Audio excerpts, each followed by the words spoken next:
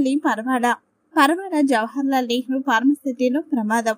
SS pharmaceuticals private limited లో gas leak అయి 2 మృతి, ఒకరి పరిస్థితి విషమం. పనిచేస్తున్న 3 ఉద్యోగులు గ్యాస్ లీక్ అయి అపస్మారక స్థితిలో ఉన్నారు. మృతులు పరమి చంద్రశేఖర్, సరగణం కుమార్, బైడు బైసల్ అనే వ్యక్తి చికిత్స పొందుతున్నాడు. పరమి చంద్రశేఖర్ గారు సేఫ్టీ మేనేజర్ తెలంగాణ, సరగణం కుమార్ గారు safety officer Munagapaka Anakapalli, Baidu buy sell అనే హెల్పర్ బోడెన్ ఒడిశా. చనిపోయిన 2 దేహాలను కేజీ మార్చురీకి తరలింపు.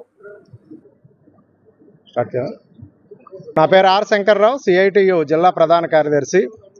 ఈరోజు తెల్లవారి ఎస్ఎస్ ఫార్మా కంపెనీలో విషవాయువులు లీక్ అయ్యి 2 చనిపోయారు. ఒకరు సేఫ్టీ మేనేజరు, ఇంకొకరు సేఫ్టీ సూపర్వైజర్గా ఉన్న చంద్రశేఖర్ గారిని కుమారు, వీళ్ళిద్దరూ చనిపోవడం అనేది జరిగింది. ఇది చాలా దురదృష్టకరం. కంపెనీల్లో నిత్యం ప్రమాదాలు జరుగుతూ ఉన్నాయి.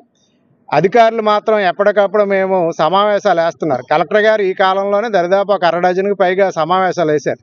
భద్రతా ప్రమాణాలు పాటిస్తున్నామని, పాటించలేని వారి మీద చర్యలు తీసుకుంటున్నామని, ప్రమాదాలు అరికడతామని చెప్పేసి చెబుతూనే ఇప్పటికీ ప్రమాదాల తీవ్రత పెరుగుతుంది తప్ప ఎక్కడా కూడా ప్రమాదాల తీవ్రత తగ్గడం లేదు.